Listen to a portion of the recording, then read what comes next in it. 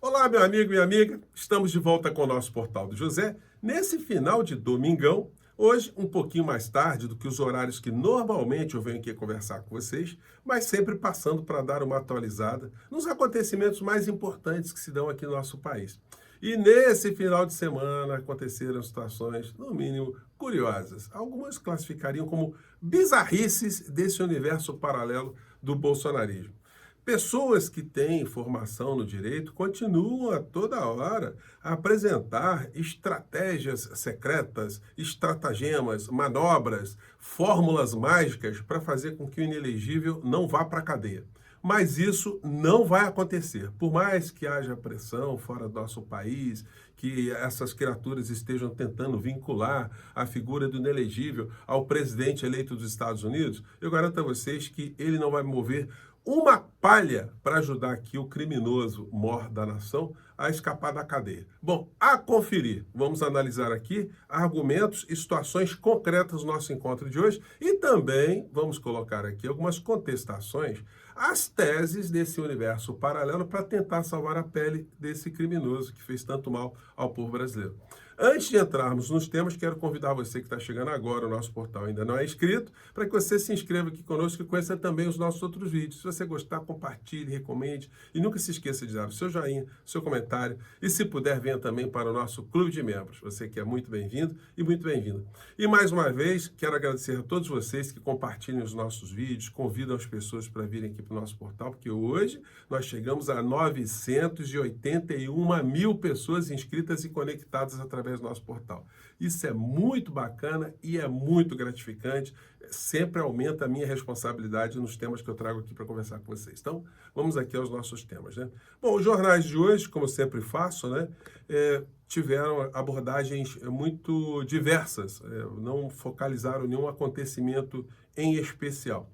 Mas nós que acompanhamos aqui as coisas que acontecem na internet, nós estamos vendo que surtiu um grande efeito negativo e corrosivo as fake news que essa gente toda do universo paralelo anda espalhando para um lado e para o outro, né? Deixa eu ver se eu localizo aqui, só para citar. Eu poderia pegar vários bolsonaristas, né? Mas um vídeo com quase 500 mil de visualizações de pessoas mentindo de uma forma descarada sobre os efeitos de uma portaria, uma resolução da Receita Federal de setembro do ano passado e que entraria em vigor, aliás, entrou em vigor agora a partir de 1º de janeiro.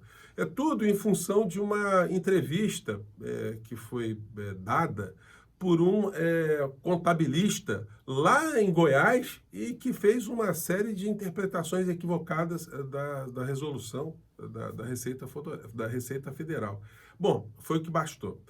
Os bolsonaristas não quiseram saber se era verdade, se é mentira, não checaram absolutamente nada e saíram divulgando tudo e que poderia de ruim para corroer a imagem do governo e atazanar também as pessoas aqui no nosso país, causaram também uma grande insatisfação, uma grande preocupação se essas pessoas estariam caindo na malha fina. Gente, tem uma coisa muito necessária aqui no nosso país, que é uma reforma em algumas disposições legais aqui no Brasil, que possibilite que figuras que atentem contra a pessoas, instituições, pessoas jurídicas, governos, personalidades, para que essas pessoas sejam responsabilizadas pecuniariamente, porque eles gozam de uma impunidade gigantesca, porque uma condenação com uma pessoa que fatura alto com mentira, uma condenação de 30 mil reais, 20 mil reais, isso não é absolutamente nada. Se essas pessoas que invocam o direito de falarem qualquer barbaridade, de contarem mentira nas redes sociais, é uma coisa para elas muito sagrada, deveria também ser, na mesma proporção, a punição pelos crimes que cometem. Então, gente, o que estão espalhando de desinformação em relação ao Pix, e nós esperamos que, ao longo dos próximos dias, essas desinformações elas fiquem dissipadas. Mas fica aí um alerta geral para a gente lidar com essas situações. Bom, o que não sai do debate nesse final de semana também, além dessa história do Pix, né? A posição do ministro Alexandre de Moraes em relação ao pedido da família do inelegível, do advogado do inelegível, para que ele tenha o seu passaporte restituído para poder viajar para a posse de Donald Trump. Gente, O convite foi um troço chinfrim, sem pé nem cabeça. O ministro olhou e falou, isso não tá virando bagunça descarada esse troço aí. E no final, eu quero sublinhar aqui com vocês o seguinte, olha, que ele colocou aqui para condição para se manifestar, né? Após a necessária complementação do tal convite, informações do tal convite, abra-se vista imediata à Procuradoria-Geral da República para manifestação. Vamos nos lembrar que o Procurador-Geral da República está de plantão, né? Ele criou a força-tarefa para cuidar dos assuntos aí relacionados aos crimes que o inelegível cometeu. Então, gente, vocês imaginem só o Procurador-Geral da República que está lá com uma penca de acusações contra o inelegível em função do roubo de joias, vamos falar assim no português bem claro, né? O outro inquérito também da adulteração dos cartões de vacina, a invasão no sistema do SUS para adulterar essas informações, formando ali vários tipos de quadrilhas, e aí, para complementar, chega o inquérito do golpe, mostrando as coisas mais cabeludas. Vocês acham que o Procurador-Geral da República, diante de todas as informações do trabalho que ele está tendo nesse mês de janeiro, ele vai dizer, não, tudo bem, o causador dessa montanha de trabalho que nós estamos tendo aqui, com essa montanha de criminosos, isso não tem problema nenhum. Vamos liberar o passaporte dele para ele poder ir a um converscote internacional de ultradireitistas, que quem sabe ele volte para o nosso país, né? Então, gente, o que você acha, meu amigo, minha amiga? Vocês acham que o Procurador-Geral da República vai facilitar a vida do inelegível?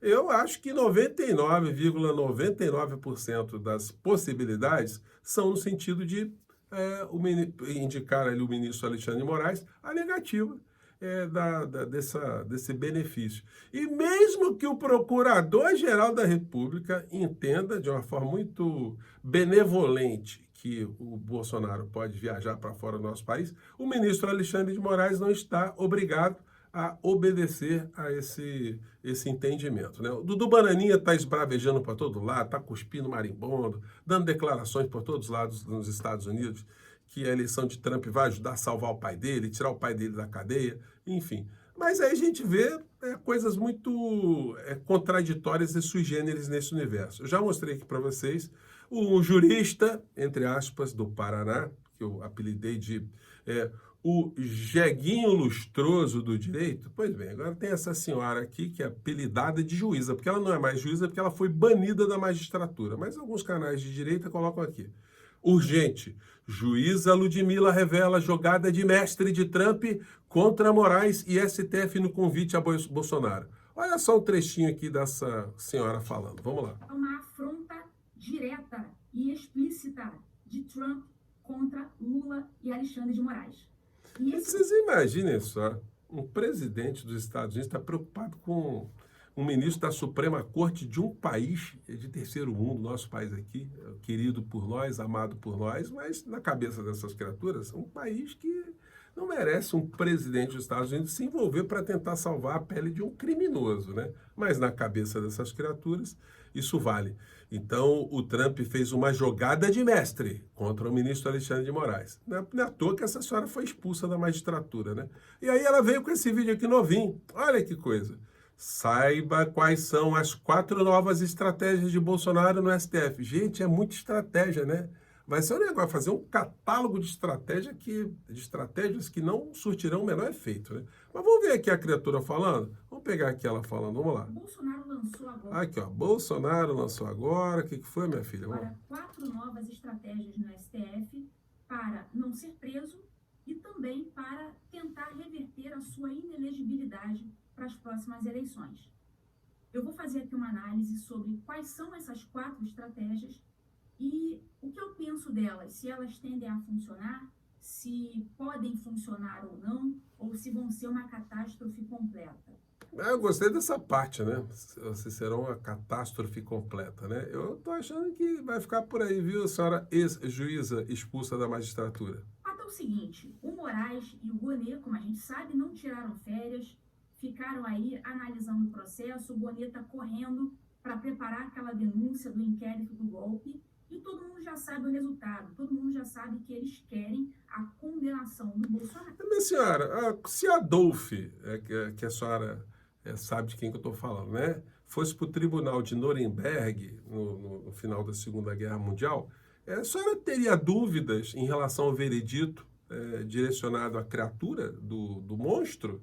Depois das monstruosidades todas que o inelegível cometeu contra a nossa saúde física, a nossa saúde mental, a nossa democracia, as provas todas, que são montanhas de provas, a senhora acha que é muito complicado a gente dar um palpite que ele será condenado? Então, enfim, né? Mas a criatura prossegue por aí. E no final, a conclusão, né? A conclusão é muito interessante. Vamos pegar aqui, gente. Deixa eu aumentar um pouquinho o som. Fala, criatura. Então a gente sabe muito bem que qualquer indulto que venha a ser dado ao doutor... Ah, detalhe, né?